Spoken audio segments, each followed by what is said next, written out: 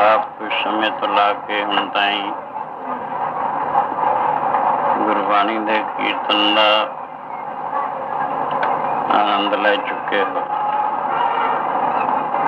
ਅਖੰਡ ਕੀਰਤਨ ਸੁਣਿਆ। बाकी समा जितना कुर अपने पास है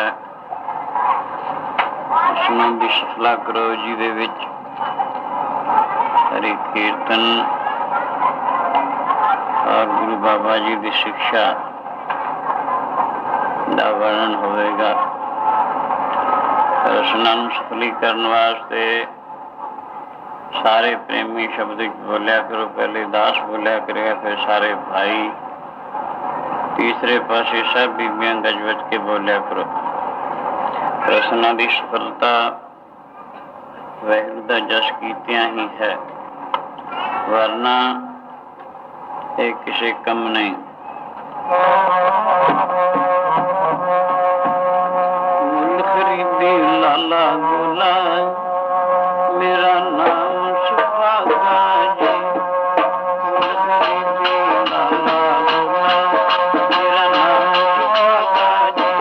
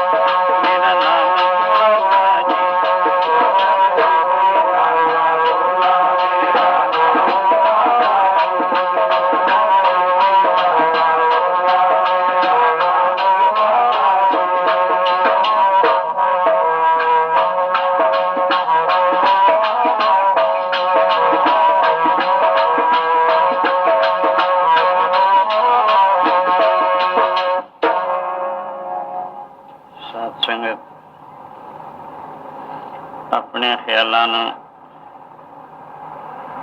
ਬਾਹਰੋਂ ਰੋਕੋ। ਸ਼ਰਧਾ, ਨਿਰਮਾਣਤਾ ਔਰ ਚਿੱਤ ਦੀ ਇਕਾਗਰਤਾ, ਇਹ ਤਿੰਨ ਸੁਨਹਿਰੀ ਅਸੂਲ ਸਤਸੰਗੀ ਪੁਰਸ਼ ਵਾਸਤੇ ਲਾਜ਼ਮੀ ਹਨ। ਜੋ ਇਹਨਾਂ ਨੂੰ ਧਾਰਨ ਕਰਕੇ ਇਹਨਾਂ ਦੁਆਰਾ ਸਤਸੰਗ ਕਰਨ ਦਾ ਜੀਵਨ ਬਣਾਉਂਦਾ ਹੈ, ਉਹ ਆਪਣੇ ਜਨਮ ਨੂੰ ਸੌਖਾ ਹੀ ਸਫਲਾ ਕਰ ਲੈਂਦਾ। ਸ਼ਰਧਾ, ਗੁਰੂ ਬਚਨਾਂ ਤੇ ਪੂਰਾ ਵਿਸ਼ਵਾਸ, ਨਿਰਮਾਣਤਾ, ਚਿੱਤ ਵਿੱਚ ਕਿਸੇ ਕਿਸਮ ਦਾ ਮਾਣ ਤਾਣ ਨਾ ਹੋਣਾ, ਔਰ ਚਿੱਤ ਦੀ ਇਕਾਗਰਤਾ, ਖਿਆਲ ਦਾ ਹਰੀ ਜਸ ਵਿੱਚ ਟਕਾ। ਤਿੰਨ ਇਹੋ ਜਿਹੇ ਗੁਣ ਹਨ ਜੋ ਸਤਸੰਗੀ ਪੁਰਸ਼ ਦੇ ਜੀਵਨ ਨੂੰ ਬਹੁਤ ਹੀ ਜਲਦੀ ਸੁਧਾਰਨ ਨੂੰ ਸਮਰੱਥ ਹਨ। ਅਤੇ ਆਓ ਇਹਨਾਂ ਦੁਆਰਾ ਸਤਸੰਗ ਕਰਕੇ ਆਪਣੇ ਸਮੇਂ ਨੂੰ ਸਫਲਾ ਕਰੋ। ਮਾਨੁਖ ਤਨ ਇਹ ਜੀਵ ਨੂੰ ਬੜੇ ਲੰਮੇ ਚੱਕਰ ਤੋਂ ਬਾਅਦ ਹੱਥ ਆਇਆ। 1.84 ਲੱਖ ਜੀਆ ਜੋਨ ਦੀਆਂ ਤਕਲੀਫਾਂ ਉਠਾਈਆਂ, ਫਿਰ ਮਾਨੁਖ ਦੇ ਦੀ ਵਾਰੀ ਆਈ। ਇਸ ਮਨੁੱਖਾ ਦੇ ਵਿੱਚ ਵੀ ਅਨੇਕਾਂ ਦੁੱਖਾਂ ਤਕਲੀਫਾਂ ਦਾ ਇਹ ਸ਼ਿਕਾਰ ਹੋ ਰਿਹਾ ਹੈ। ਭਾਵੇਂ ਮਹਿਸੂਸ ਕੋਈ ਕਰਦਾ ਹੈ, ਸਮਝਦਾ ਕੋਈ ਹੈ, ਲੇਕਿਨ ਗਰੀਬ ਤੋਂ ਬਾਦਸ਼ਾਹਾਂ ਤੱਕ ਇਸ ਮਾਨਵ ਤਨ ਵਿੱਚ ਵੀ ਆਦ ਵਿਆਦ ਉਪਾਦ ਹਰ ਇੱਕ ਨੂੰ ਚਿੰਬੜੇ ਹੀ ਰਹਿੰਦੇ ਹਨ। ਆਸ਼ਾ, ਤ੍ਰਿਸ਼ਨਾ, ਚਿੰਤਾ ਤਿੰਨ ਡੈਣਾ ਵਡ ਇਸ ਦੇ ਮਨ ਨੂੰ ਖਾਈ ਜਾਂਦੀਆਂ। ਸ਼ਬਦ, ਸਪਰਸ਼, ਰੂਪ, ਰਸ, ਗੰਧ ਇਸ ਨੂੰ ਤੰਗ ਕਰਦੇ ਹਨ। ਕਾਮ, ਕ੍ਰੋਧ, ਅਹੰਕਾਰ ਇਹਦੇ ਜੀਵਨ ਦਾ ਸਤਿਆਨਾਸ਼ ਕਰਦੇ ਹਨ। ਵਿਦਿਆ, ਸਮਤਾ, ਰਾਗ, ਦੇਸ਼, ਅਨਵੇਸ਼, ਪੰਜ ਕਲੇਸ਼ ਇਹਦੇ ਬੜੇ ਭਾਰੇ ਦੁਸ਼ਮਣ ਹਨ। ਸੋ ਹਰ ਇਨਸਾਨ ਨੂੰ ਇਹ ਚਿੰਬੜੇ ਹੋਏ। ਇਹਨਾਂ ਤੋਂ ਛੁਟਕਾਰਾ ਜਿਸ ਨੇ ਪਾ ਲਿਆ, ਉਹ ਪੁਰਸ਼ ਜੀਵਨ ਮੁਕਤ ਹੋ ਗਿਆ, ਜੀਵਨ ਦਾ ਤਮਾਮ ਦੁੱਖਾਂ ਤੋਂ ਬਰੀ, ਅੱਗੇ ਵਾਸਤੇ ਸਦਾ ਵਾਸਤੇ। ਵਾਹਿਗੁਰੂ ਅੰਤਰਯਾਮੀ, ਜਿਹਦੇ ਵੀ ਦੁੱਖ ਦਾ ਨਾਮ ਨਿਸ਼ਾਨ ਨਹੀਂ, ਨਿਰੋਲਾਨੰਦ ਦਾ ਸਾਗਰ ਹੈ, ਉਸ ਵਿੱਚ ਹੀ ਰਹਿੰਦਾ ਹੈ। ਇਸ ਵਾਸਤੇ ਸਾਨੂੰ ਗੁਰੂ ਜੀ ਬਾਰ ਐਸਾ ਉਪਦੇਸ਼ ਕਰਦੇ ਹਨ। ਘਾਟ ਚਲੋ ਹਰ ਲਹਾਇਆ ਗੇ, ਬਚਨ ਸੁਹੇਲਾ। ਘਾਟ ਚਲੋ ਹਰ ਲਹਾਇਆ ਗੇ, ਬਚਨ ਸੁਹੇਲਾ।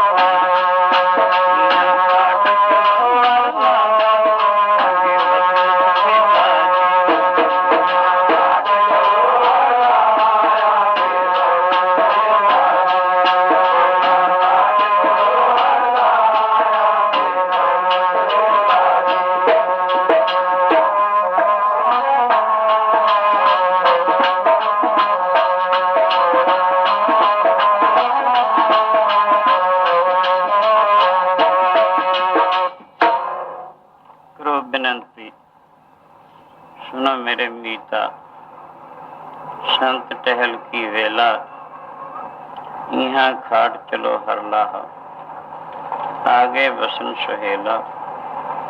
साहेब गुरु पंचम पातशाह कितने प्यार नाल समझाउंदे हन। करो बेनती सुनो मेरे मीता, ऐ मेरे मित्र जन। मैं बेनती द्वारा तुहानू कहना हाँ, ये मानुख तन संत टहल की वेला है। यानी संतां दी संगत सेवा करके आत्म ज्ञान प्राप्त करके जन्म मरण कटण दा समा है। यहाँ खाट चलो हर लाहा, आगे वसन सुहेला। ऐ दुनिया विच परमेश्वर दे नाम दा लाहा कट के जाओ, ऐथे भी सुख नाल गुजारो, अगे गया भी बसना सौखा हुंदा है, भगंत भी सिमर जांदा है। क्यों हजूर फरमाउंदे हन।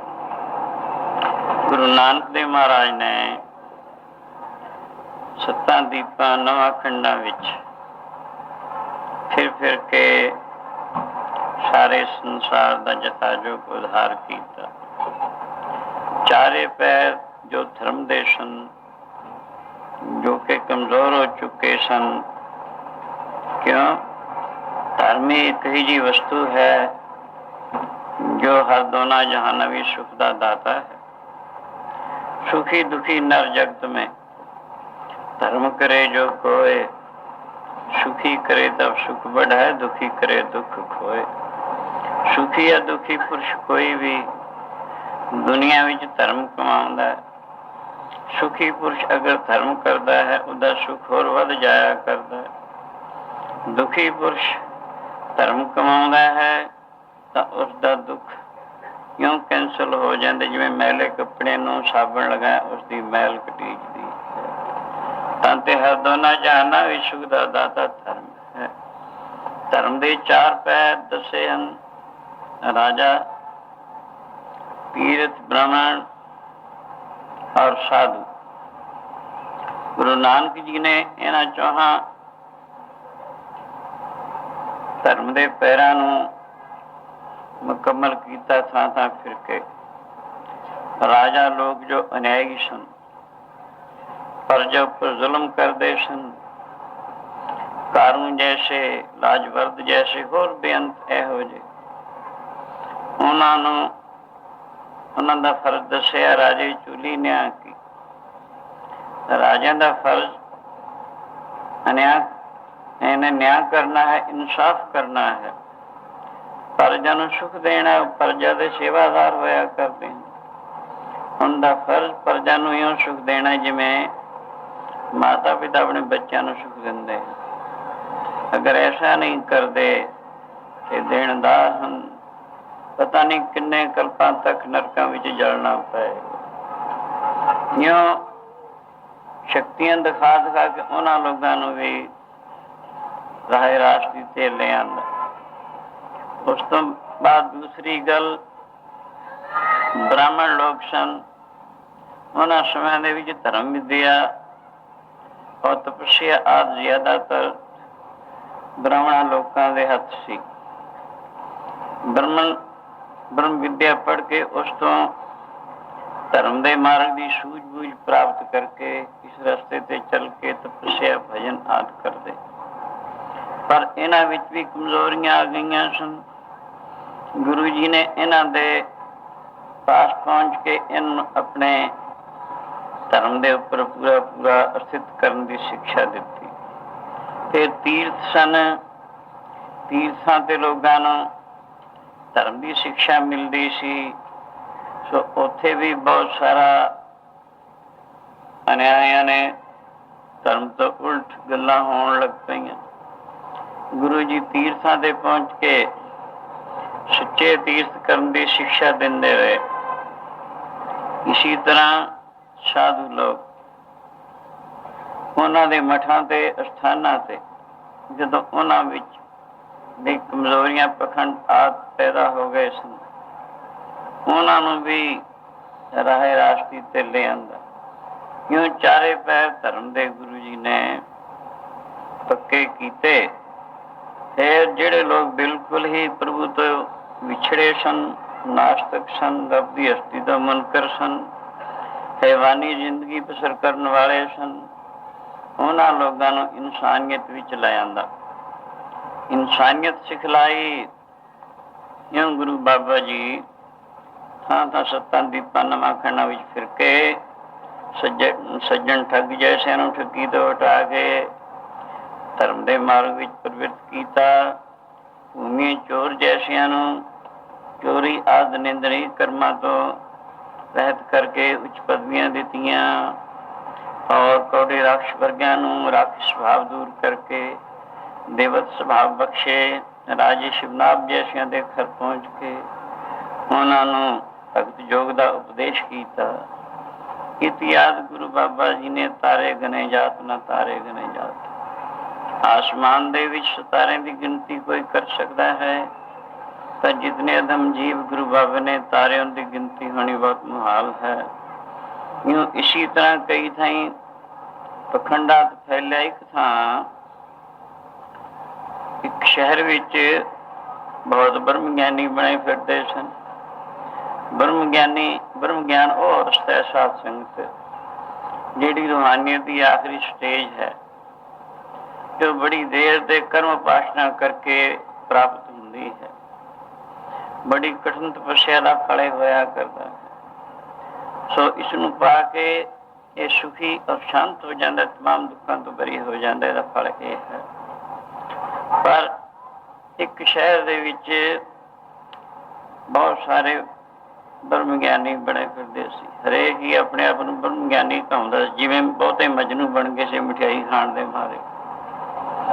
ਇਉਂ ਐਸਾ ਗੁਰੂ ਜੀ ਉੱਥੇ ਉਹਨਾਂ ਦਾ ਪਖੰਡ ਦੂਰ ਕਰਨ ਵਾਸਤੇ ਤੇ ਅਸਲੀਅਤ ਨੂੰ ਨਿਤਾਰਨ ਵਾਸਤੇ ਪਹੁੰਚੇ।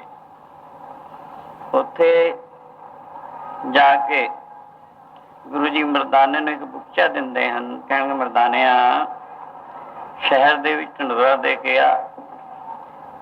ਹਾਂ, ਵੈਦ ਹਕੀਮ ਉਹਨਾਂ ਸਮਿਆਂ ਦੇ ਵਿੱਚ ਡਾਕਟਰ ਵੈਦ ਹਕੀਮ ਘੱਟ ਹੀ ਹੁੰਦੇ ਸਨ। ਇਉਂ ਕਰਕੇ ਇੱਕ ਬੁੱਚਾ ਫੜਾਤਾ ਮਰਦਾਨੇ ਨੂੰ। ਮਰਦਾਨੇ ਨੇ ਉੱਚੀ ਉੱਚੀ ਆਵਾਜ਼ ਦੇਣੀ ਸ਼ੁਰੂ ਕਰ ਦਿੱਤੀ। ਆ ਗਿਆ ਬਾਬਾ ਵੈਦ ਰੋਗੀਆਂ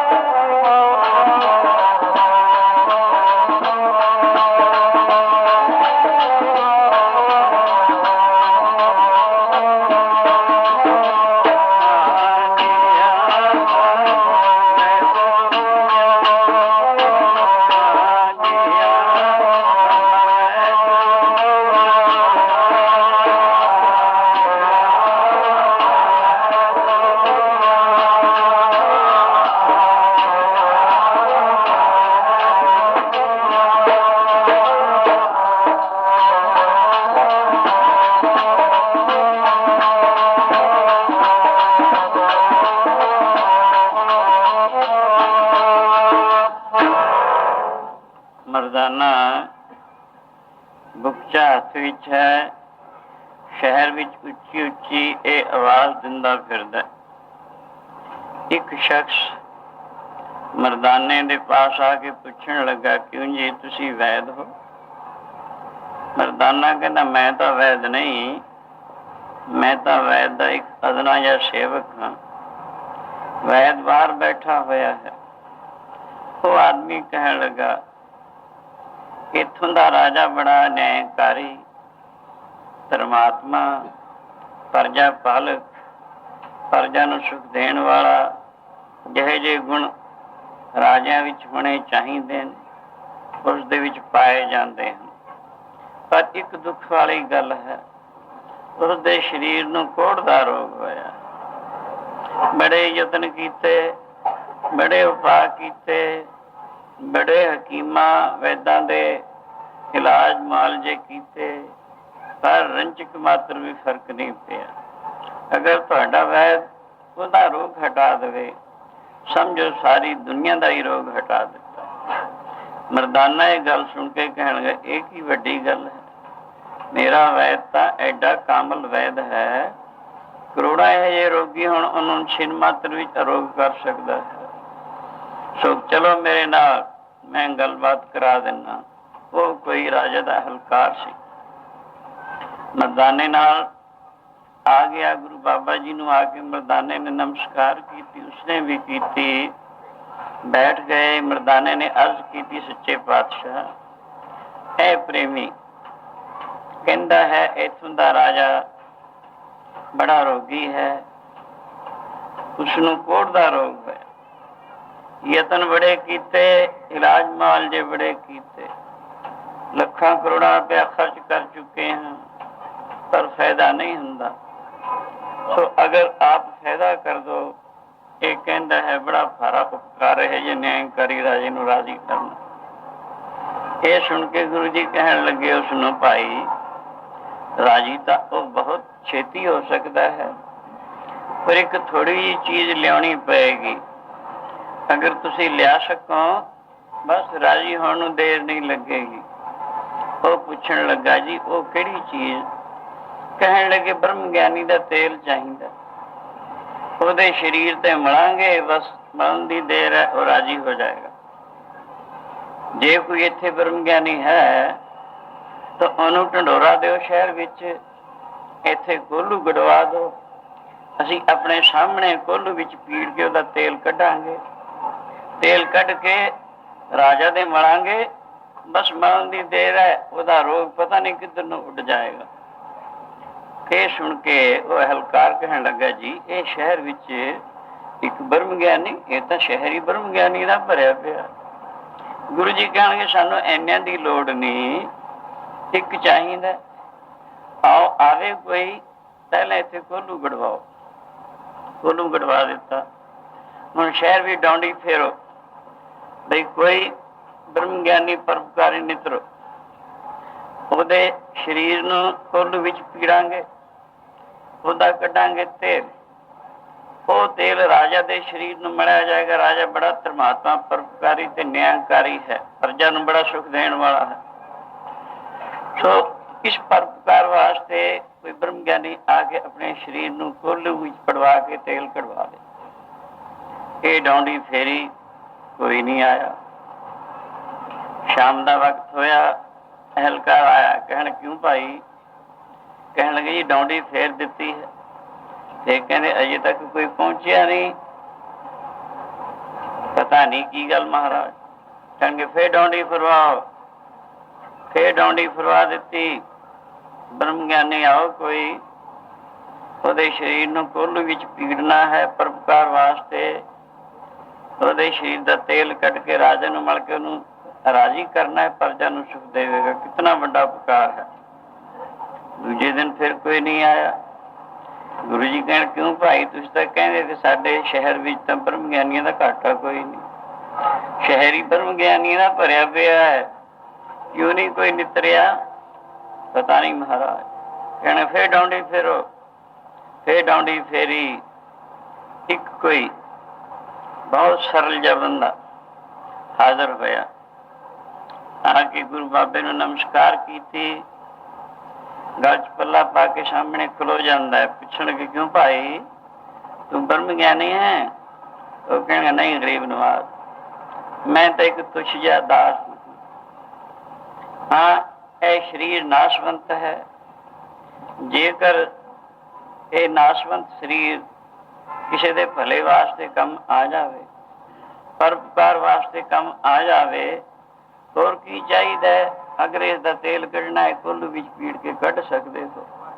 राजा नूं अरोगता हासिल हो जाए, कितनी प्रजा है सब नूं सुख देवेगा। सो इस करके इतने उपकार वास्ते ए शरीर का रहना नहीं, एक दिन ऊँ भी नहीं रहना है। इस करके इस कम लै लो, क्योंकि ब्रह्म ज्ञान की बाबत दसा, ब्रह्म ज्ञानी परोपकारो महा। ब्रह्म ज्ञानी दी वैसे सारी इच्छावां शांत हुंदियां हन, तत्व ज्ञान दे अभ्यास द्वारा वासना खै हो जांदियां हन, मन दा मनत भाव भी नष्ट हो जाया करता है। पर जे कुछ उन्होंने संकल्प हुंदा भी है, ब्रह्म ज्ञानी परोपकार महावर पराए दा भला चाहना, ये उहदे चित्त विच हुंदा है, तां ना कोई वासना नहीं हुंदी है। ये अवस्था उसदी हुंदी है, क्योंकि ब्रह्म जो निर्विकल्प है उसका स्वरूप ही हो जाता है। भावें सिर्फ निरापुरा पढ़ने वाली गल नहीं आती, ये तो साधना संपन्न होकर अवस्था प्राप्त होया करती है। संयम करके जदों इन्नी गल कही तां गुरु जी कहन लगे, अच्छा क्यों करो, एक घड़ौंजी बनाओ जिवें जल धारा करन वालियां दी हुंदी। वड्डी सारी घड़ौंजी बनवा ली, ਉਹਦੇ ਉੱਪਰ ਇੱਕ ਮੱਟ ਰੱਖ ਦਿੱਤਾ, ਉਹਦੇ ਹੇਠਾਂ ਅੰਗੂਠੇ ਜਿੰਨੀ ਗਲੀ ਕਰਤੀ, ਉਹਨੂੰ ਨੀਰਾ ਆਦਿ ਕੋਈ ਕਿਸੇ ਹੋਰ ਚੀਜ਼ ਨਾਲ ਬੰਦ ਕਰ ਦਿੱਤਾ, ਉਹ ਮੱਟ ਪਾਣੀ ਦੇ ਨਾਲ ਭਰ ਦਿੱਤਾ, ਉਹਦੇ ਹੇਠਾਂ ਇੱਕ ਚੌਂਕੀ ਵਿੱਚ ਢਾ ਦਿੱਤੀ, ਉਹਦੇ ਹੇਠ ਇੱਕ ਹੋਰ ਚੌਂਕੀ ਢਾਈ। ਇਉਂ ਇਹ ਕੌਤਕ ਨੂੰ ਦੇਖ ਕੇ ਬਹੁਤ ਦੁਨੀਆ ਇਕੱਠੀ ਹੋ ਗਈ ਬਈ ਇੱਕ ब्रह्म ज्ञानी नूं पीड़ना है, उसका तेल कढ़ना है राजा दे अरोगता वास्ते। बहुत दुनिया इकट्ठी हो गई, और जिहड़े अपने आप नूं ब्रह्म ज्ञान दे डींगा मारन वाले सन, वो भी विच बहुत सारे आ गए। या की खेल वरताया, गुरु बाबे ने हुक्म किया राजा नूं बुलाओ। राजा आ गया, गुरु बाबे नमस्कार की, कहण गए हेठली चौंकी ते बैठ जा। बस्तर लहा के सिर एक बस्तर लगते रख के उसने उत्थे बिठा लिया।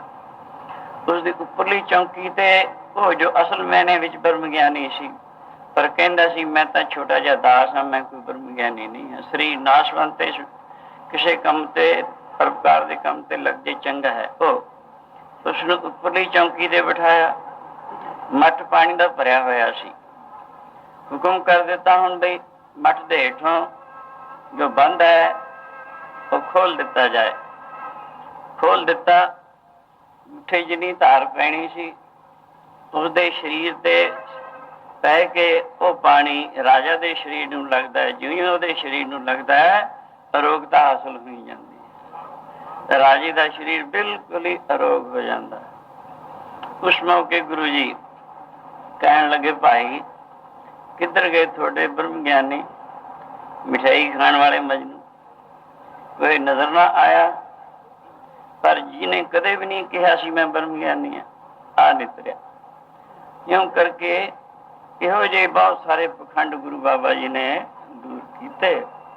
ब्रह्म ज्ञान शासन बड़ी रूहानियत की आखिरी स्टेज, बड़ी बड़िया कालों नाल प्राप्त होने वाली। जे कोई कहे तुसीं सब कुछ कर सकते हो, मदरा माह जुआ ठगी दुराचार सारे काम भी करी चलो, फिर भी थोनू तुसीं ब्रह्म ज्ञानी मुक्त हो जाओगे। पर ऐ तो दसो जरा, जेड़ी सरों हथ ते जमदी है कि ओदा तेल कढ़े ते सिर की खुशकी दूर हो जाऊगी? दसो, जेड़ी हथां ते सरों जमदी है ओनू पीड़ के तेल कढ़ो, ओदी खुशकी दूर कर दो, ओदा तेल सिर दी बिल्कुल नहीं कर सकेगा। इसी तरह जिहड़ा इहो जिहा ज्ञान है कुछ मैंने नहीं रखता, ना मुक्त कर सके, ना शांति दे सके, ना अगंत संवार सके, बल्कि दोनों जान बिगाड़ जरूर सकता है। ਇਹਨਾਂ ਗੱਲਾਂ ਵਿੱਚ ਲੱਗ ਕੇ, ਬੁਰਾਈਆਂ ਵਿੱਚ ਲੱਗ ਕੇ ਦੋਨੋਂ ਜਨਮ ਬਰਬਾਦ ਕਰ ਲੈਂਦਾ ਹੈ। ਹਾਂ, ਇਹਨਾਂ ਦੀ ਵਾਪਸੀ ਦੱਸਿਆ ਸੀ ਨਾ ਕਿ ਗੁਰੂ ਛੇਵੇਂ ਪਾਤਸ਼ਾਹ ਨੇ, ਗੁਰੂ ਛੇਵੇਂ ਪਾਤਸ਼ਾਹ ਘੋੜੇ ਤੇ ਸਵਾਰ ਹਨ, ਜਾ ਰਹੇ ਹਨ, ਪਿੱਛੇ ਸਿੱਖ ਹਨ। ਇੱਕ ਬਹੁਤ ਵੱਡਾ ਭਾਰਾ ਸੱਪ, ਬਹੁਤ ਜਿਹਦੇ ਕੀੜੇ ਪਏ ਸਰੀਰ ਦੇ ਵਿੱਚ, ਬਿਲੂ ਬਿਲੂ ਕਰ ਰਿਹਾ। ਗੁਰੂ ਜੀ ਉੱਥੇ ਖੜ ਗਏ, ਸਿੱਖਾਂ ਨੂੰ ਕਹਿਣ ਲੱਗੇ, ਦੇਖੋ ਭਾਈ, ਅਰਜ਼ ਕੀਤੀ ਗਰੀਬ ਨਾ, ਇਹ ਕੀ? ਕਹਿਣ ਲੱਗੇ, ਭਾਈ ਇਹ ਪਿਛਲੇ ਜਨਮ ਦਾ ਇੱਕ ਪਖੰਡੀ ਹੈ, ਇਹਦੇ ਜਿਹੜੇ ਕੀੜੇ ਪਏ ਦੇ ਚੇਲੇ, ਇਹ ਸਾਧੂ ਸੀ, ਨਾ ਭਜਨ ਨਾ ਤਪ, ਕਹਿੰਦਾ ਸੀ ਜੋ ਮਰਜ਼ੀ ਕਰੀ ਚੱਲੋ। ਉਹਨਾਂ ਦੇ ਉੱਪਰ ਕਈ ਕਿਸਮ ਦੇ ਟੈਕਸ ਵਗਾਈਆਂ ਵਗੈਰਾ ਲੈ ਕੇ ਮਾਇਆ ਲੁੱਟੀ ਜਾਂਦਾ ਸੀ। ਤੇ ਉਹ ਤਾਂ ਬਣੇ ਹੋਏ ਨੇ ਇਹ ਉਹਦੇ ਕੀੜੇ, ਇਹਦੇ ਸਰੀਰ 'ਚ ਪਏ ਨੇ, ਉਹ ਐਂ ਕੀੜਿਆਂ ਨਾਲ ਦੁਖੀ ਹੋ ਰਿਹਾ ਹੈ। ਗੁਰੂ ਜੀ ਨੇ ਹੁਕਮ ਕੀਤਾ, ਇਹਦੇ ਸਿਰ ਤੇ ਪੈਰ ਲਗਾਓ। ਸਿੱਖਾਂ ਨੇ ਅਰਜ਼ ਕੀਤੀ, ਮਹਾਰਾਜ ਸਾਡੇ ਪੈਰ ਲਾਏ ਤੇ ਕੀ ਹੁੰਦਾ, ਆਪ ਹੀ ਕਿਰਪਾ ਕਰੋ। ਗੁਰੂ ਜੀ ਨੇ ਘੋੜੇ ਤੋਂ ਉਤਰ ਕੇ ਉਹਦੇ ਸਿਰ ਦੇ ਉੱਪਰ ਜਦੋਂ ਪੈਰ ਲਗਾਇਆ ਤਾਂ ਸਾਰਾ ਸਰੀਰ ਖਖੜੀ ਵਾਂਗੂ ਫਟ ਜਾਂਦਾ ਹੈ। ਹਜ਼ਾਰਾਂ ਨਹੀਂ, ਲੱਖਾਂ ਦੀ ਤਾਦਾਦ ਵਿੱਚ ਕੀੜੇ ਉਹਦੇ ਸਰੀਰ ਚੋਂ ਨਿਕਲੇ। ਕਹਿਣ ਲੱਗੇ, ਭਾਈ ਜਿਹੜੇ ਉਹ ਪਖੰਡ ਕਰਨ। ਇਹ ਬਚਨ ਸੁਣ ਕੇ ਗੁਰੂ ਜੀ ਕਹਿਣ ਲੱਗੇ, ਭਾਈ ਸਿਰਫ ਉਦੋਂ ਦਾ ਇੱਕੋ ਹੀ ਅਯੁੱਧਿਆ ਪੂਰੀ ਗਈ, ਹੁਣ ਸਾਰੀ ਦੁਨੀਆ ਬੈਕੁੰਠਾਂ ਨੂੰ ਜਾ ਸਕਦੀ ਹੈ ਅਗਰ ਚਾਹੇ ਤਾਂ। ਇਹ ਸੁਣ ਕੇ ਪੰਡਤ ਬੜੇ ਹੈਰਾਨ ਹੋਏ, ਮਹਾਰਾਜ ਇਹ ਕੈਸੇ ਹੋ ਸਕਦਾ ਹੈ? ਕਹਿਣ ਲੱਗੇ, ਪਰਮੇਸ਼ਰ ਦਾ ਨਾਮ ਪਰਮੇਸ਼ਰ ਨਾਲ ਵੀ ਵਜ਼ਨਦਾਰ ਚੀਜ਼ ਹੈ, ਉਦੋਂ ਵੀ ਬਲਵਾਨ ਵਸਤੂ ਹੈ। ਨਾਮ ਜਪ ਕੇ ਜੋ ਕੁਛ ਚਾਹੇ ਉਹੀ ਪ੍ਰਾਪਤ ਕਰ ਸਕਦਾ ਹੈ। ਪਰਮੇਸ਼ਰ ਦਾ ਭਜਨ, ਪਰਮੇਸ਼ਰ ਦਾ ਨਾਮ ਐਡੀ ਸ੍ਰੇਸ਼ਟ ਵਸਤੂ ਹੈ, ਜਿਹਦਾ ਮੁਕਾਬਲਾ ਕਰਨ ਨੂੰ ਤਿੰਨਾਂ ਲੋਕਾਂ 14 ਭਵਨ ਵਿੱਚ ਕੋਈ ਵੀ ਵਸਤੂ ਨਹੀਂ, ਬਲਕਿ ਨਾਮ ਨਾਮੀ ਨਾਲ ਵੀ ਵਜ਼ਨਦਾਰ ਭਾਰਾ ਹੈ। ਨਾਮ ਅਮੋਲਕ ਜੀ ਮੇਰੇ ਸ਼ਾਹਿਦ ਦਾ, ਨਾਮ ਅਮੋਲਕ ਜੀ ਮੇਰੇ ਸ਼ਾਹਿਦ ਦਾ।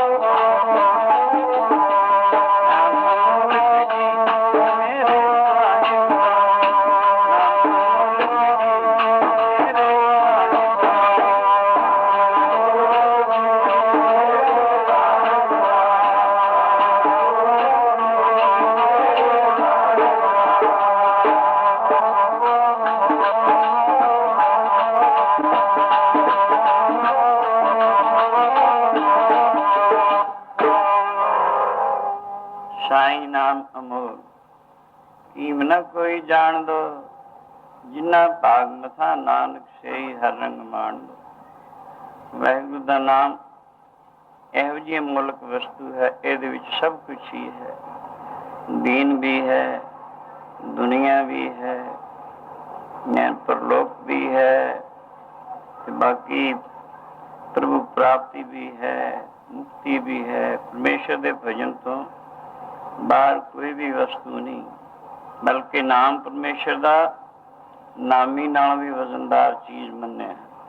ਸਿੱਧਾਂ ਦੇ ਨਾਲ ਗੁਰੂ ਬਾਬਾ ਜੀ ਦੀ ਉਸ ਮੌਕੇ ਸਿੱਧਾਂ ਦਾ ਜ਼ੋਰ ਸੀ ਯੋਗੀਆਂ ਦਾ। ਕਈ ਦਫਾ ਚਰਚਾ ਹੋਈ ਹੈ, ਕਈ ਥਾਵੇਂ ਮਿਲਾਪ ਹੋਇਆ। ਅਚਲ ਬਟਾਲੇ, ਸ਼ਮੇਰ ਪਰਬਤ ਤੇ, ਨਾਨਕ ਮਤੇ ਆਦਿ ਕਈ ਥਾਈਂ ਉਹਨਾਂ ਨਾਲ ਵਿਚਾਰ ਹੋਈ। ਸਿੱਧਾਂ ਦਾ ਮਾਰਗ ਪ੍ਰਾਣਾਯਾਮ, ਯੋਗਾ ਅਭਿਆਸ। ਗੁਰੂ ਬਾਬਾ ਜੀ ਦਾ ਮਾਰਗ ਪ੍ਰੇਮਾ ਭਗਤੀ। ਇਸ ਸਮੇਂ ਦੇ ਜੀਵਾਂ ਦੇ ਸਰੀਰ ਜਿਹੜੇ ਸਨ ਪ੍ਰਾਣਾਯਾਮ ਦੀ ਚਾਲ ਚੱਲਣ ਤੋਂ ਅਸਮਰਥ ਜਾਣ ਕੇ ਗੁਰੂ ਜੀ ਨੇ ਇਹ ਸੌਖਾ ਮਾਰਗ ਗੁਰਸਿੱਖੀ ਭਗਤੀ ਮਾਰਗ ਨਾਮਦਾਨ ਇਸ਼ਨਾਨ ਜੀ ਦੇ ਮੁੱਖ ਅਸੂਲਾਂ ਨੂੰ ਚਲਾਇਆ। ਸੋ ਜਪਜੀ ਸਾਹਿਬ ਗੁਰੂ ਬਾਬਾ ਜੀ ਨੇ ਸ਼ਮੇਰ ਪਰਬਤ ਤੇ ਗੋਰਖ ਆਦਿ ਸਿੱਧਾਂ ਦੇ ਨਾਲ ਚਰਚਾ ਕਰਦੇ ਉਹਨਾਂ ਦੇ ਸਵਾਲਾਂ ਦੇ ਜਵਾਬ ਵਿੱਚ ਹੀ ਉਚਾਰਨ ਕੀਤੀ ਹੈ। ਇੱਕ ਦਫਾ ਗੋਰਖ ਨੇ ਅਰਜ਼ ਕੀਤੀ, ਮਹਾਰਾਜ ਸਾਡਾ ਮਾਰਗ ਤਾਂ ਪ੍ਰਾਣਾਯਾਮ ਹੈ। ਰੇਚਕ ਪੂਰਕ ਕੁੰਭਕ ਦੁਆਰਾ ਆਹਿਸਤਾ ਆਹਿਸਤਾ ਅਸੀਂ ਆਪਣੇ ਪ੍ਰਾਣ ਦਸਵੇਂ ਦੁਆਰ ਚੜਾਉਣੇ ਹਾਂ। ਪ੍ਰਾਣ ਤੇ ਮਨ ਇੱਕ ਚੀਜ਼ ਹੈ। ਪ੍ਰਾਣ ਦਸਵੇਂ ਦੁਆਰ ਸਿੱਧ ਹੋ ਜਾਣ, ਮਨ ਵੀ ਖੜ ਜਾਂਦਾ ਹੈ। ਮਨ ਦੇ ਖੜੇ ਤੋਂ ਬਾਅਦ ਹੀ ਬ੍ਰਹਮ ਗਿਆਨ ਦੀ ਪ੍ਰਾਪਤੀ ਹੈ, ਜਿਸ ਨੂੰ ਪਾ ਕੇ ਜਨਮਾਂ ਆਦਿ ਨਿਵਰਤੀ ਜੀਵਨ ਮੁਕਤ ਭਾਗ ਮਿਲਦਾ ਹੈ। ਆਪ ਦੱਸੋ, ਆਪ ਦਾ ਮਾਰਗ ਹੈ ਪ੍ਰੇਮਾ ਭਗਤੀ। ਆਪ ਦੇ ਮਾਰਗ ਵਿੱਚ ਸਭ ਤੋਂ ਵੱਡੀ ਚੀਜ਼ ਕੀ ਹੈ? ਗੁਰੂ ਜੀ ਕਹਿਣ ਲੱਗੇ, ਸਭ ਤੋਂ ਉੱਚੀ ਵੱਡੀ ਚੀਜ਼ ਪਰਮੇਸ਼ਰ ਹੈ। ਉਸ ਤੋਂ ਉੱਚੀ ਕੋਈ ਵਸਤੂ ਹੈ ਹੀ ਨਹੀਂ। ਸਾਰੀ ਦੁਨੀਆ ਦਾ ਮੈਟੀਰੀਅਲ 5 ਚੀਜ਼ਾਂ ਹਨ। ਮਿੱਟੀ ਹੈ, ਪਾਣੀ ਹੈ, ਅੱਗ ਹੈ, ਹਵਾ ਹੈ, ਆਕਾਸ਼ ਹੈ। ਇਹ 5 ਚੀਜ਼ਾਂ ਜਿਹੜੀਆਂ ਨੇ ਠੋਸ ਹਨ, ਜੜ ਹਨ, ਮੈਟਰ ਹੈ। ਪਰ ਇਹਨਾਂ ਦਾ ਪ੍ਰਕਾਸ਼ਕ, ਇਹਨਾਂ ਦੀ ਸੱਤਾ ਸਫੂਰਤੀ ਦੇਣ ਵਾਲਾ, ਇਹਨਾਂ ਨੂੰ ਚੇਤਨਤਾ ਦੇਣ ਵਾਲਾ ਵਾਹਿਗੁਰੂ ਆਪ ਹੈ। ਇਸ ਕਰਕੇ ਸਭ ਤੋਂ ਉੱਚੀ ਵੱਡੀ ਚੀਜ਼ ਵਾਹਿਗੁਰੂ ਆਪ ਹੈ। ਫਿਰ ਉਹਨਾਂ ਅਰਜ਼ ਕੀਤੀ, ਮਹਾਰਾਜ ਉਸ ਤੋਂ ਵੀ ਉੱਚੀ ਕੋਈ ਚੀਜ਼, ਪਰਮੇਸ਼ਰ ਤੋਂ ਵੀ ਉੱਚੀ ਚੀਜ਼। ਗੁਰੂ ਜੀ ਕਹਿੰਦੇ, ਉੱਚੇ ਹੋ ਗੁਰੂ ਉੱਚਾ ਨਾ। ਪਰਮੇਸ਼ਰ ਤੋਂ ਵੀ ਉੱਚਾ ਪਰਮੇਸ਼ਰ ਦਾ ਨਾਮ ਹੈ। ਉਹ ਕਿਉਂ? ਪਰਮੇਸ਼ਰ ਸਾਰੇ ਪਰਿਪੂਰਨ ਹੈ। ਉਹਦੀਆਂ ਸ਼ਕਤੀਆਂ ਵੀ ਸਾਰੇ ਭਰਪੂਰ ਹਨ। ਜਿਵੇਂ ਬਰੋਟੇ ਦੇ ਬੀਜ ਅੰਦਰ ਕਿਤਨਾ ਵੱਡਾ ਬਹੁੜ ਦਾ ਦਰਖਤ ਛੁਪਿਆ ਹੁੰਦਾ ਹੈ। ਉਹਦੇ ਡਾਣੀਆਂ, ਪੱਤੇ, ਸ਼ਾਖਾਂ, ਫਲ ਫੁੱਲ, ਜੜ੍ਹਾਂ ਸਭ ਉਹਦੇ ਵਿੱਚ ਹੁੰਦੀਆਂ ਹਨ, ਪਰ ਨਜ਼ਰ ਨਹੀਂ ਆਉਂਦੀਆਂ। ਇਸੀ ਤਰ੍ਹਾਂ ਪਰਮੇਸ਼ਰ ਹਰ ਇੱਕ ਥਾਂ ਪਰਿਪੂਰਨ ਹੈ, ਹਰ ਇੱਕ ਦੇ ਹਿਰਦੇ ਵਿੱਚ ਵਸਦਾ ਹੈ। ਪਰ ਉਹ ਇਉਂ ਨਹੀਂ ਦਿੰਦਾ ਜਿਵੇਂ ਬੀਜ ਦੇ ਅੰਦਰ ਇਤਨਾ ਵੱਡਾ ਬਹੁੜ ਨਹੀਂ ਨਜ਼ਰ ਆਉਂਦਾ। ਜੇਕਰ ਉਸ ਬਹੁੜ ਨੂੰ ਪ੍ਰਗਟ ਕਰਨਾ ਹੋਵੇ ਤਾਂ ਕੀ ਉਪਾਅ ਹੈ? ਉਸਨੂੰ ਬੀਜਿਆ ਜਾਏ, ਉਸਦੀ ਪਰਵਰਿਸ਼ ਕੀਤੀ ਜਾਵੇ। ਹੌਲੀ ਹੌਲੀ ਕਿਤਨਾ ਵੱਡਾ ਬਹੁੜ ਦਾ ਦਰਖਤ ਉਸ ਬੀਜ ਵਿੱਚੋਂ ਨਿਕਲਿਆ ਹੁੰਦਾ। ਇਸੀ ਤਰ੍ਹਾਂ ਪਰਮੇਸ਼ਰ ਤੇ ਉਹਦੀਆਂ ਸ਼ਕਤੀਆਂ ਸਾਰੇ ਭਰਪੂਰ ਹਨ, ਹਰ ਇੱਕ ਦੇ ਹਿਰਦੇ ਵਿੱਚ ਵਸਦੀਆਂ ਹਨ, ਪਰ ਬਿਨਾਂ ਨਾਮ ਜਪੇ ਉਹ ਪ੍ਰਗਟ ਨਹੀਂ ਹੁੰਦੀਆਂ। ਇਸ ਕਰਕੇ ਨਾਮੀ ਨਾਲ ਵੀ ਉੱਚਾ ਉਸਦਾ ਨਾਮ ਹੈ, ਕਿਉਂਕਿ ਨਾਮ ਜਪ ਕੇ ਉਹ ਤੇ ਉਹਦੀਆਂ ਸ਼ਕਤੀਆਂ ਅੰਦਰੋਂ ਹੀ ਪੈਦਾ ਹੁੰਦੀਆਂ ਹਨ। ਇਸ ਕਰਕੇ ਪਰਮੇਸ਼ਰ ਦਾ ਨਾਮ ਪਰਮੇਸ਼ਰ ਨਾਲ ਵੀ ਉੱਚਾ ਹੈ। ਨਾਮ ਅਮੋਲਕ ਜੀ ਮੇਰੇ ਸਾਹਿਬ ਦਾ, ਨਾਮ ਅਮੋਲਕ ਜੀ ਮੇਰੇ ਸਾਹਿਬ ਦਾ।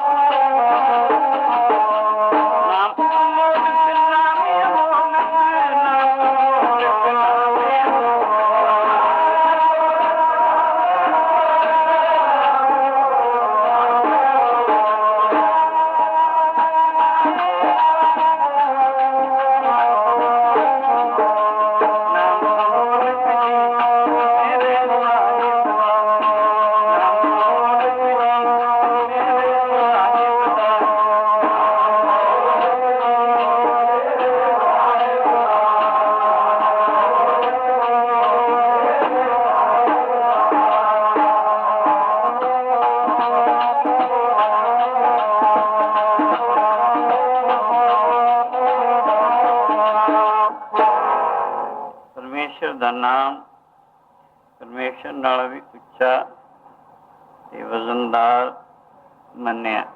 एक दफा नारद मुनि कृष्ण भगवान नूं द्वारका विच मिलण वास्ते जांदे। कृष्ण जी किते बाहर गए सन। नारद जी नूं आया देख के उन्हां दीआं राणियां ने नमस्कार की। नारद नूं उच्चे थां बिठा के पूजन आदि कीता। बचन बिलास छेड़े। उन्हां कहा, ऋषि जी सानू इहो जिहा वर दिओ जिस करके हर जन्म दे विच भगवान कृष्ण देव साडे पति देव है कर। ये वचन सुन के नारद जी कहने, अगर तुसी ऐसा चाहते हो तां जो मैं कहा तुहानू करना पेगा। कहणगे दसो। नारद जी कहणगे कृष्ण जी नू दान कर दो। जो दान करोगे जो तुसी चाहते तुहानू ऐसा ही फल मिलेगा। उन्होंने दान कर दिता, इन्हें चूली छड्ड दी। दान करन दे कई ढंग, अरदास कर देनी, चूली छड्डनी, हो कई तरीके हैं। इन्हें दान कर दिता। कितने नू कृष्ण जी बाहरों आ गए। जदों बाहरों कृष्ण जी आए, नारद जी कहने लगे, भगवान आप दा इस घर विच कोई हक नहीं, क्यों आप दान हो चुके हो। पुछो तुसीं अपनी राणियां नूं दान कीता कि ना तुहाडा। वो कहणगे हाँ जी कीता है। फिर चलो मेरे नाल तुसीं दान हो चुके हो। कृष्ण जी भी कहण ठीक है, जायज़ गल है, ठीक गल मननी योग हुंदी है। अखीर जदों इहो जी गल होई, राणियां ने कहा, ऋषि जी तुसीं साडा घर पट चले हो। आदमी तो बिना घर दा की बनदा है। तुसीं इन्हां दे बराबर सातों साडे गहने गट्टे हीरे पन्ने धन पदार्थ जितना कहो इनके बराबर तोल दिन्ने आ, वो लै लो, पर इन्हां नूं छोड़ जाओ। नारद जी कहने लगे, तुसीं आप ही दसो, मैं जबरदस्ती तां नहीं इन्हां नूं दान करवाया। अपनी खुशी नाल दान कीता तुसीं, या मैं वैसे नहीं ले चलिया, दान कीतियां करके लेके चले आ। वो कहने लगियां गल ठीक है, पर इन्हां दे बराबर सातों धन पदार्थ जितन साडे पास है लै लो, पर इन्हां नूं इत्थे छोड़ जाओ। कहणगे चंगा इउं कर लो। एक तकड़ लियांदा गया, उस एक पलड़े विच कृष्ण जी नूं बिठा लिया। दूसरे पलड़े विच उन्होंने अपने जितने उन्हां पास गहने सन, हीरे लाल जवाहर जड़ आदि हो सोने आदि दे सारे गहने पा दिते, होर धन पदार्थ जिहड़ा सी सारा पा दिता। पर आश्चर्य गल है, कृष्ण जी वाला पलड़ा धरती तो नहीं उठता। होर पलड़ा दूसरा पलड़ा जिहदे विच भावें उन्हां दे वजन नालों बहुत ज्यादा वजन पिया सी, गहने गट्टियां धन पदार्थ का, तो बहुत उच्चा उपर खड़ा है। जदों यह हालत देखी तो उन्होंने नारद जी ने कहा, ऋषि जी साडे पास हुण कुछ नहीं रह गया। जिन्ना धन पदार्थ से असीं पा दिता है, हुण इदों ज्यादा साडे पास कुछ नहीं। आप ही कृपा करके सानू कोई यतन दसो, कोई रेख विच मेघ मारो, ताकि कृष्ण जी घर रह जाण। उन्हां दी ए कघिया के दीनता भरी बाणी सुन के नारद जी कहणगे, अच्छा एक तुलसी का पत्ता ले आओ। तुलसी का पत्ता लियांदा गया। ਉਹਦੇ ਉੱਪਰ नारद जी ने परमेश्वर का नाम हरे राम लिख दिता। सो वो लिख के उस पलड़े विच रखिया, जिहदे विच गहने गट्टे पए सन, धन पदार्थ पिया होया सी। वो रखण दी देर सी, एक लखती कृष्ण जी वाला पलड़ा बहुत उच्चा चला गया। वो धरती ते आ लगया। फिर कहने लगे, अपने गहने ला लो, अपना धन पदार्थ सारा उतार लो। सब ला लिया। पर आश्चर्य गल है, जिस पत्ते के उपर परमेश्वर का नाम लिखा सी, वो धरती तो नहीं उठता। कृष्ण वाला पलड़ा बहुत उच्चा है। सामने नारद जी खड़े हस रहे, देखो। कहने लगे, ऊंचे ऊपर ऊंचा नाम, परमात्मा तो भी उच्चा उसका नाम है। हाँ, नारद जी कहने लगे, ਸਾਨੂੰ ਤਾਂ ਪਰਮੇਸ਼ਰ ਦੇ ਨਾਮ ਤੋਂ ਹੀ ਪ੍ਰਯੋਜਨ ਹੈ। ਪ੍ਰਭੂ ਦੇ ਭਗਤਾਂ ਨੂੰ ਪ੍ਰਭੂ ਦੇ ਨਾਮ ਤੋਂ ਹੀ ਪ੍ਰਯੋਜਨ ਹੁੰਦਾ ਹੈ। ਉਸ ਦਾ ਕੀਰਤਨ ਕਰਨਾ, ਉਸ ਦਾ ਸਿਮਰਨ ਕਰਨਾ, ਉਸ ਦੇ ਵਿੱਚ ਮਹਿਲ ਹੋ ਕੇ ਆਪਣੀ ਜ਼ਿੰਦਗੀ ਨੂੰ ਬੈਕੁੰਠਮਈ ਬਣਾਉਣਾ। ਤੇ ਇਉਂ ਕਰਕੇ ਕ੍ਰਿਸ਼ਨ ਜੀ ਨੂੰ ਤੁਸੀਂ ਰੱਖੋ, ਸਾਨੂੰ ਤਾਂ ਉਹਦਾ ਨਾਮ ਚਾਹੀਦਾ। ਕ੍ਰਿਸ਼ਨ ਜੀ ਫਿਰ ਪਰਮੇਸ਼ਰ ਦੇ ਗੁਣਾਨਵਾਦ ਕਰਦੇ ਚਲੇ ਗਏ। ਇੱਥੋਂ ਦੱਸਿਆ ਉੱਚੇ ਉੱਪਰ ਉੱਚਾ ਨਾਮ। ਪਰਮੇਸ਼ਰ ਦਾ ਨਾਮ ਅਮੋਲਕ ਵਸਤੂ ਹੈ, ਜੋ ਸਾਰੇ ਪਰਿਪੂਰਨ ਪਰਮਾਤਮਾ ਹੋਣ ਦੇ ਬਾਵਜੂਦ ਵੀ ਜੋ ਨਜ਼ਰ ਨਹੀਂ ਆਉਂਦਾ, ਉਹਦੀਆਂ ਸ਼ਕਤੀਆਂ ਵੀ ਗੁਪਤ ਹਨ। ਪਰ ਜਦੋਂ ਨਾਮ ਜਪੀਂਦਾ ਪ੍ਰਭੂ ਕੇ ਸਿਮਰਨ ਰਿੱਧ ਸਿੱਧ ਨਵ ਨਿੱਧ, ਪ੍ਰਭੂ ਕੇ ਸਿਮਰਨ ਗਿਆਨ ਧਿਆਨ ਤਤ ਬੁੱਧ, ਇਹ ਚੀਜ਼ਾਂ ਨਾਮ ਜਪ ਕੇ ਹੀ ਪ੍ਰਗਟ ਹੁੰਦੀਆਂ ਹਨ। ਨਾਮ ਅਮੋਲਕ ਜੀ ਮੇਰੇ ਸਾਹਿਬ, ਨਾਮ ਅਮੋਲਕ ਜੀ ਮੇਰੇ ਸਾਹਿਬ।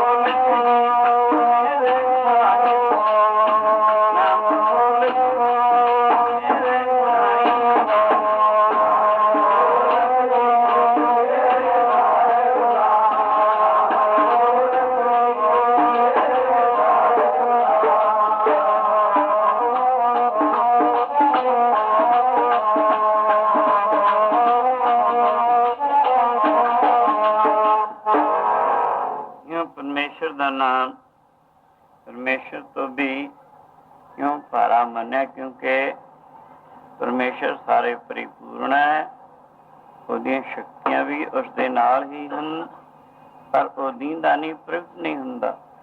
ਨਾ ਉਹਦੀਆਂ ਸ਼ਕਤੀਆਂ ਪ੍ਰਗਟ ਹੁੰਦੀਆਂ ਜਦ ਉਸ ਦਾ ਨਾਮ ਜਪੀਂਦਾ ਹੈ, ਉਹ ਆਪਣੀਆਂ ਸ਼ਕਤੀਆਂ ਦੇ ਸੰਯੁਕਤ ਪ੍ਰਗਟ ਹੋ ਜਾਂਦਾ ਹੈ। ਇਸ ਕਰਕੇ ਨਾਮ ਨਾਮੀ ਨਾਲੋਂ ਵੀ ਵਜ਼ਨਦਾਰ ਚੀਜ਼ ਹੈ। ਪਰਮੇਸ਼ਰ ਦੇ ਭਜਨ ਦੇ ਵਿੱਚ ਤਦੇ ਗੁਰੂ ਰਾਮਦਾਸ ਚੌਥੇ ਪਾਤਸ਼ਾਹ ਕਹਿੰਦੇ ਨੇ ਸਭ ਕੁਛ ਹੈ, ਵਾਹਿਗੁਰੂ ਦਾ ਭਜਨ ਸਾਰੀਆਂ ਇੱਛਾ ਪੂਰੀਆਂ ਕਰਨ ਨੂੰ ਸਮਰਥ ਹੈ। ਸਭੇ ਇੱਛਾ ਹੋਣ ਤੇਰੀਆਂ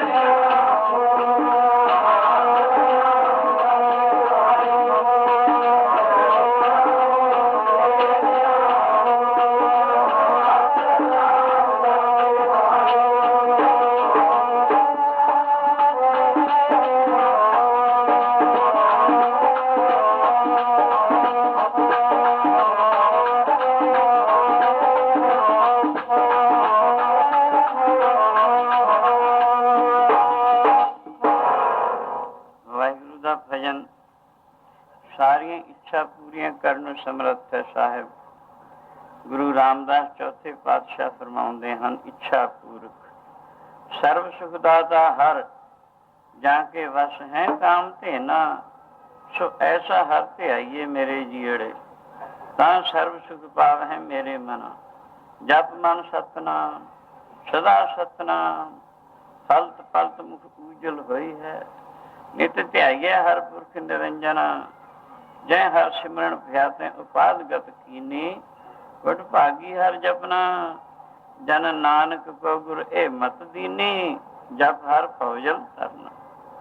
ਗੁਰੂ ਰਾਮਦਾਸ ਜੀ ਵਾਹਿਗੁਰੂ ਅੰਤਰਯਾਮੀ ਦੇ ਨਾਮ ਨਾਲ ਸਭ ਇੱਛਾ ਪੂਰੀਆਂ ਕਰਤਾ ਦੱਸਦੇ ਹਨ। ਗੁਰੂ ਅਰਜਨ ਦੇਵ ਮਹਾਰਾਜ ਜੀ ਤਾਂ ਵਾਹਿਗੁਰੂ ਦੇ ਭਜਨ ਨੂੰ ਰਸਾਇਣ ਰੂਪ ਕਥਨ ਕਰਦੇ ਹਨ। ਜਿਸ ਸ਼ਖਸ ਦੇ ਪਾਸ ਰਸਾਇਣ ਹੋਵੇ ਉਸਨੂੰ ਧਨ ਦਾ ਘਾਟਾ ਨਹੀਂ ਰਹਿੰਦਾ। ਜਿਸ ਦੇ ਪਾਸ ਵਾਹਿਗੁਰੂ ਦਾ ਨਾਮ ਰੂਪੀ ਰਸਾਇਣ ਹੈ, ਉਹਦੀ ਮੁੱਠੀ ਵਿੱਚ ਦੋਨੋਂ ਜਹਾਨ ਆ ਜਾਂਦੇ ਹਨ। ਇਉਂ ਫਰਮਾਉਂਦੇ ਹਨ, ਸੇਵ ਹਰ ਕੇ ਚਰਨ ਰਸਾਇਣ ਜੀ, ਜੋ ਜੋ ਮੰਗੈ ਸੋਈ ਸੋਈ। ਹਰ ਕੇ ਚਰਨ ਰਸਾਇਣ ਜੀ, ਜੋ ਜੋ ਮੰਗੈ ਸੋਈ ਸੋਈ ਪਾਵੈ।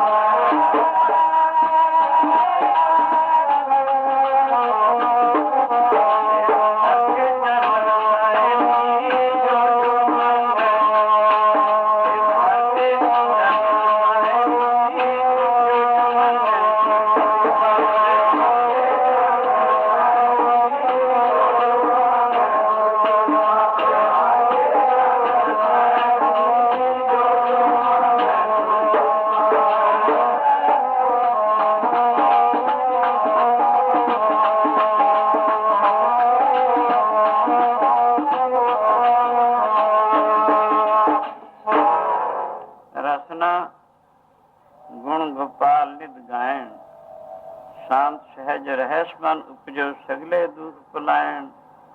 ਜੋ ਜੋ ਮੰਗੈ ਸੋਈ ਸੋਈ ਪਾਵੈ, ਸੇਵ ਹਰ ਕੇ ਚਰਨ ਰਸਾਇਣ। ਜਨ ਮਨ ਦਹੂ ਤੇ ਛੂਟੈ, ਭਉਜਲ ਜਗਤ ਤਰਾਇਣ। ਖੋਜਤ ਖੋਜਤ ਤਤ ਵਿਚਾਰਿਓ, ਦਾਸ ਗੋਬਿੰਦ ਪਰਾਇਣ। ਅਬਨਾਸ਼ੀ ਖੇਮ ਚਾਹੇ ਜੇ ਨਾਨਕ, ਸਦਾ ਸਿਮਰ। ਗੁਰੂ ਜੀ ਕਹਿੰਦੇ ਹੋਰ ਤਾਂ ਕੀ, ਸਵਰਗ ਰਾਜ ਆਦਿ ਤਾਂ ਝੂਠੀਆਂ ਪਦਵੀਆਂ ਹਨ। ਅਗਰ ਤੋਂ ਅਬਨਾਸ਼ੀ ਪਦਵੀ ਉਹ ਹੁੰਦੀ ਹੈ ਜਿਹਦਾ ਕਦੇ ਵੀ ਨਾਸ਼ ਨਹੀਂ ਹੁੰਦਾ, ਜਿਸ ਨੂੰ ਪਾ ਕੇ ਹੋਰ ਇੱਛਾ ਨਹੀਂ ਰਹਿ ਜਾਂਦੀ, ਜਿਸ ਤੋਂ ਉੱਚੀ ਪਦਵੀ ਹੋਰ ਕੋਈ ਹੈ ਹੀ ਨਹੀਂ। ਹਾਂ, ਉਹ ਪਦਵੀ ਦੀ ਅਗਰ ਤੂੰ ਚਾਹੁੰਦਾ ਹੈ, ਸਦਾ ਹੀ ਪਰਮੇਸ਼ਰ ਦਾ ਭਜਨ ਕਰ, ਤੈਨੂੰ ਉਹ ਵੀ ਮਿਲ ਜਾਏਗੀ। ਸੁਰਗ ਰਾਜ ਤਾਂ ਤੁੱਛ ਹਨ ਉਸ ਦੇ ਮੁਕਾਬਲੇ 'ਚ। ਇੱਕ ਦਫਾ ਅਯੁੱਧਿਆ ਵਿੱਚ ਸ਼੍ਰੀ ਰਾਮ ਚੰਦਰ ਜੀ ਅਯੁੱਧਿਆ ਦੇ ਰਾਜਾ ਹੋਣ ਦੇ ਕਾਰਨ ਆਪਣਾ ਦਰਬਾਰ ਲਗਾਈ ਬੈਠੇ ਹਨ। ਜਿੱਥੇ ਇਹ ਵਿਸ਼ਨੂੰ ਦਾ ਅਵਤਾਰ ਸਨ, ਉੱਥੇ ਅਯੁੱਧਿਆ ਦੇ ਰਾਜਾ ਵੀ ਸਨ। ਵਜ਼ੀਰ ਮਸ਼ੀਰ ਅਹਿਲਕਾਰ ਬੈਠੇ ਹਨ ਜੋ ਰਾਜਿਆਂ ਮਹਾਰਾਜਿਆਂ ਦੇ ਦਰਬਾਰ ਵਿੱਚ ਹੁੰਦੇ ਹੀ ਹਨ, ਪਰ ਇਹਨਾਂ ਦੇ ਦਰਬਾਰ ਵਿੱਚ ਰਿਸ਼ੀ ਮੁਨੀ ਵੀ ਬੈਠੇ ਹਨ, ਕਿਉਂਕਿ ਵਿਸ਼ਨੂੰ ਦਾ ਅਵਤਾਰ ਸੀ। ਇਹਨਾਂ ਦੇ ਗੁਰੂ ਵਸ਼ਿਸ਼ਟ ਵੀ ਬੈਠੇ ਹਨ। ਰਾਮਚੰਦਰ ਜੀ ਨੂੰ ਹੱਸਦਿਆਂ ਵੇਖ ਕੇ ਪੁੱਛਣ ਲੱਗੇ, ਰਾਮ ਜੀ ਆਪ ਕਿਉਂ ਹੱਸਦੇ ਹੋ? ਆਪ ਦੇ ਹੱਸਣ ਦਾ ਕਾਰਨ ਕੀ ਹੈ? ਇਹ ਸੁਣ ਕੇ ਆਪ ਕਹਿੰਦੇ, ਮਹਾਰਾਜ ਇਹ ਇੱਕ ਪਿਛਲੀਆਂ 2 ਟੰਗਾਂ ਟੁੱਟੀਆਂ ਵਾਲਾ ਕੀੜਾ ਹੈ, ਕੰਧ ਉੱਪਰ ਚੜ੍ਹਨ ਦੀ ਕੋਸ਼ਿਸ਼ ਕਰਦਾ ਹੈ, ਗਿਰ ਜਾਂਦਾ, ਫਿਰ ਕੋਸ਼ਿਸ਼ ਕਰਦਾ, ਫਿਰ ਗਿਰ ਜਾਂਦਾ ਹੈ। ਮੈਂ ਇਹਨੂੰ ਵੇਖ ਕੇ ਹੱਸਦਾ। ਕਹਿਣ ਲੱਗੇ, ਪਿਛਲੀਆਂ 2 ਟੰਗਾਂ ਟੁੱਟੀਆਂ ਹਨ, ਉਹਨਾਂ ਵਿੱਚ ਤਾਕਤ ਨਹੀਂ, ਇਸ ਕਰਕੇ ਕੰਧ ਤੇ ਨਹੀਂ ਚੜ੍ਹ ਸਕਦਾ। ਹੱਸਣ ਦਾ ਕੀ ਕਾਰਨ? ਕਹਿਣ ਲੱਗੇ, ਮਹਾਰਾਜ ਹੱਸਣ ਦਾ ਕਾਰਨ ਤਾਂ ਇਹ ਹੈ ਕਿ 14 ਦਫਾ ਸਵਰਗ ਦਾ ਰਾਜਾ ਇੰਦਰ ਬਣ ਚੁੱਕਿਆ, ਹੁਣ ਟੁੱਟੀਆਂ ਟੰਗਾਂ ਵਾਲਾ ਕੀੜਾ ਬਣਿਆ ਹੋਇਆ, ਕਿਸੇ ਅਵਿਨਾਸ਼ੀ ਪਦਵੀ ਨੂੰ ਪ੍ਰਾਪਤ ਨਾ ਹੋਇਆ। ਅਗਰ ਅਵਿਨਾਸ਼ੀ ਪਦਵੀ ਮਿਲੀ ਹੁੰਦੀ ਫਿਰ ਕਿਉਂ ਗਿਰਦਾ? ਸਵਰਗ ਲੋਕ ਤੋਂ ਕੀੜਾ ਕਿਉਂ ਬਣਦਾ? ਨਰਕ ਸੁਰਗ ਇਹ ਤਾਂ ਗਿਰਾਵਟ ਦੀਆਂ ਚੀਜ਼ਾਂ ਹਨ। ਇਸ ਕਰਕੇ ਗੁਰੂ ਜੀ ਕਹਿੰਦੇ ਨਰਕ ਸੁਰਗ ਦਾ ਕਿਆ ਹੈ? ਅਵਿਨਾਸ਼ੀ ਪਦਵੀ ਵੀ ਅਗਰ ਤੂੰ ਚਾਹੁੰਦਾ ਹੈ, ਪਰਮੇਸ਼ਰ ਦਾ ਭਜਨ ਕਰ। ਵਾਹਿਗੁਰੂ ਦੇ ਭਜਨ ਵਿੱਚ ਇਹ ਸਾਰੀਆਂ ਹੀ ਸ਼ਕਤੀਆਂ ਹਨ। ਉਸ ਮੌਕੇ ਤਾਂ ਉਹਨਾਂ ਪੰਡਤਾਂ ਨੂੰ ਗੁਰੂ ਬਾਬਾ ਜੀ ਕਹਿੰਦੇ ਨੇ, ਸਿਰ ਅਯੁੱਧਿਆਪੁਰੀ ਸਤਯੁਗ ਦੇ ਵਿੱਚ ਹਰੀਚੰਦ ਆਪਣੇ ਧਰਮ ਦੇ ਬਲ ਕਰਕੇ ਲੈ ਗਿਆ ਸੀ, ਔਰ ਰਾਮਚੰਦਰ ਜੀ ਵਿਸ਼ਨੂੰ ਦਾ ਅਵਤਾਰ ਹੋਣ ਦੇ ਕਾਰਨ ਲੈ ਗਏ ਸੀ। ਬਾਕੀ ਵਾਹਿਗੁਰੂ ਦੇ ਭਜਨ ਦੇ ਵਿੱਚ ਤਾਂ ਇਹੋ ਜਿਹੀ ਤਾਕਤ ਹੈ, ਸਾਰੀ ਦੁਨੀਆ ਅਗਰ ਸਵਰਗਾਂ ਨੂੰ ਜਾਂ ਬੈਕੁੰਠਾਂ ਨੂੰ ਜਾਣਾ ਚਾਹੇ, ਅਗਰ ਉਹ ਅਵਿਨਾਸ਼ੀ ਪਦਵੀ ਪ੍ਰਾਪਤ ਕਰਨੀ ਚਾਹੇ, ਉਹ ਵੀ ਕਰ ਸਕਦੇ ਹਨ ਵਾਹਿਗੁਰੂ ਦਾ ਭਜਨ ਕਰਕੇ। ਨਾਮ ਦੇ ਵਿੱਚ ਸਾਰੀਆਂ ਸ਼ਕਤੀਆਂ ਹਨ। ਨਾਮ ਅਮੋਲਕ ਜੀ ਮੇਰੇ ਸਾਹਿਬ ਦਾ, ਨਾਮ ਅਮੋਲਕ ਜੀ ਮੇਰੇ ਸਾਹਿਬ ਦਾ।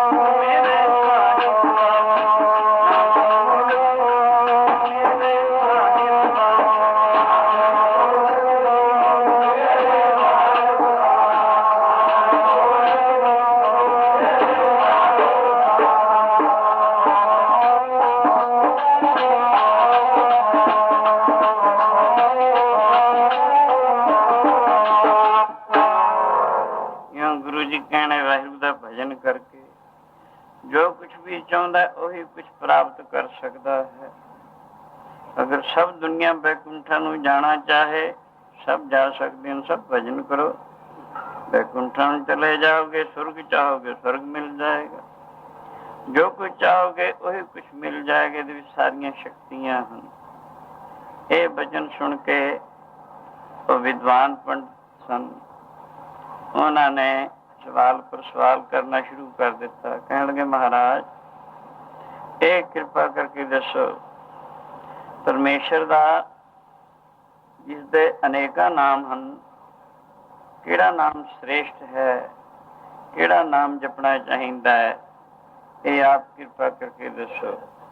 ਗੁਰੂ ਜੀ ਕਹਿਣ ਲੱਗੇ, ਮੈਂ ਕਿਸੇ ਨਾਮ ਦੇ ਵਿਰੁੱਧ ਨਹੀਂ ਹਾਂ, ਸਭ ਨਾਮਾਂ ਨਾਲ ਮੈਂ ਪਿਆਰ ਕਰਦਾ ਹਾਂ।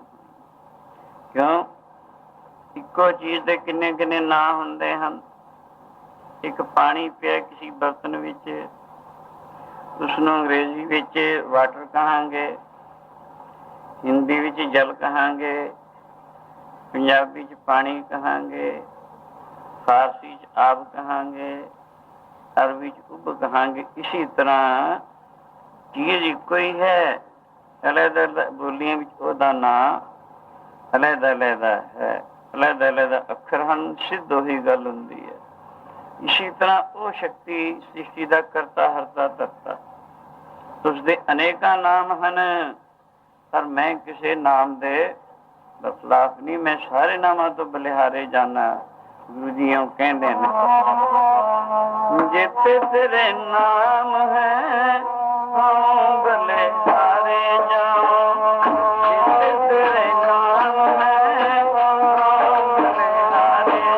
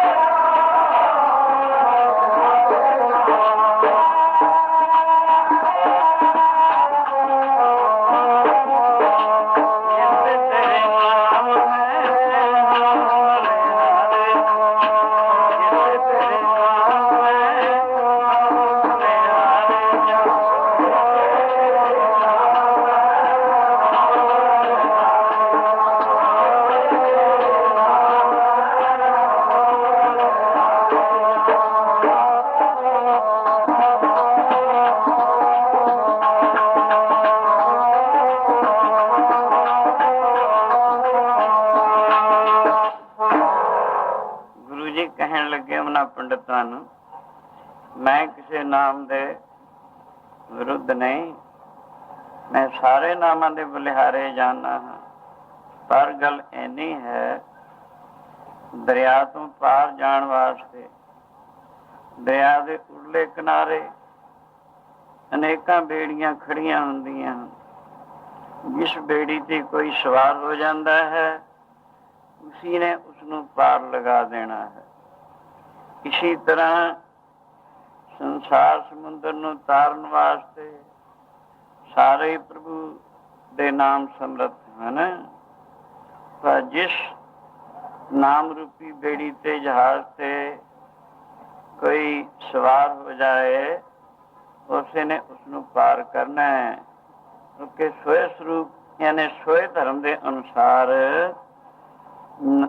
ਨਾਮ ਨੇ ਇਸ ਨੂੰ ਪਾਰ ਕਰਨਾ ਹੈ।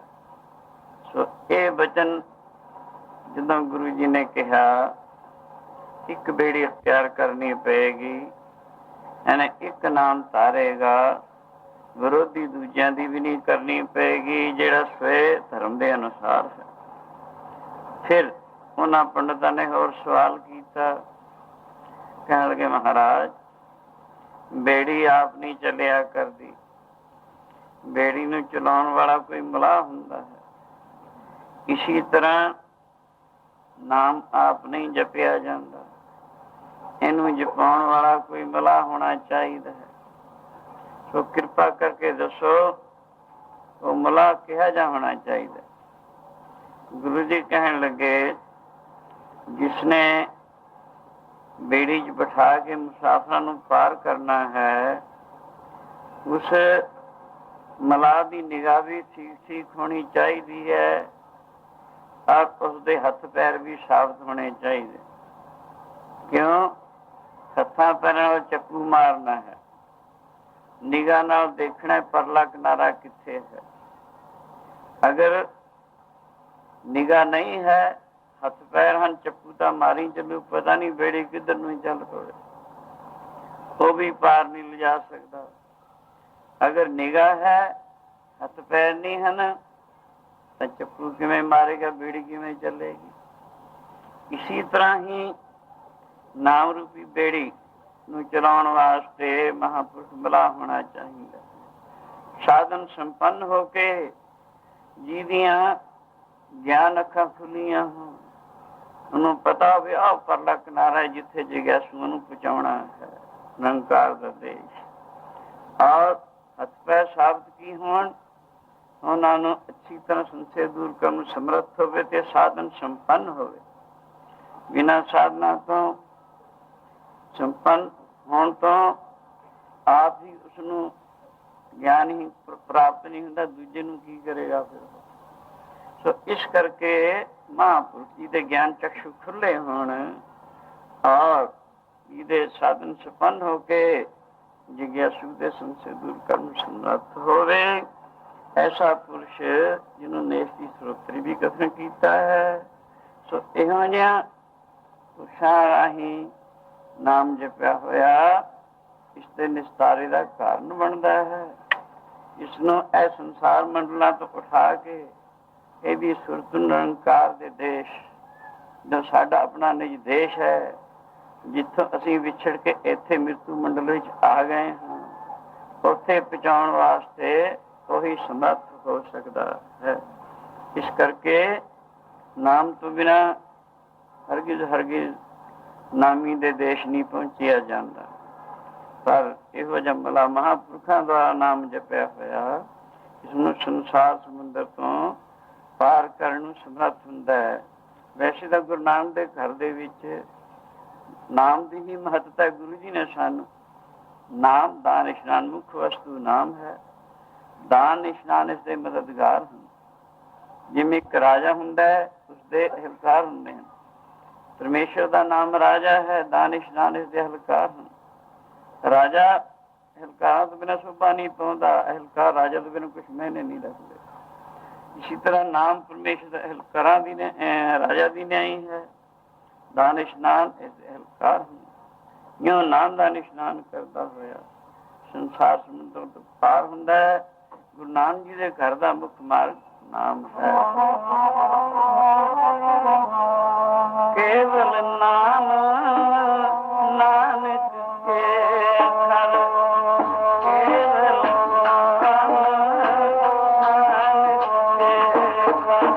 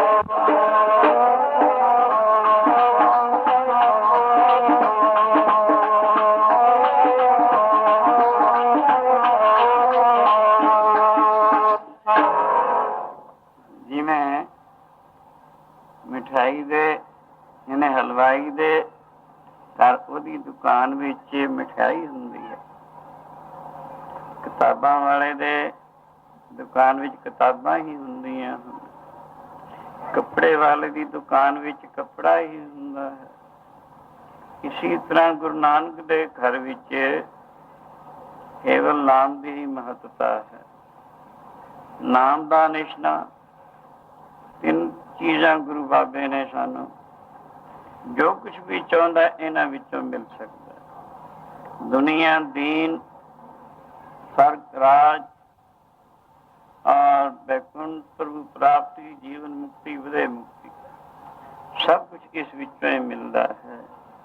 इस करके ही गुरु बाबा जी सानू बार बार ऐसा उपदेश करते हैं। उन्होंने पंडितां राही पंडितां नूं कहा, यूं परमेश्वर का नाम जपिया होया इस जीव की कल्याण करता है, इत्थे भी जीवन मुक्ति बख्शदा है, मरण तो बाद विदय मोक्ष की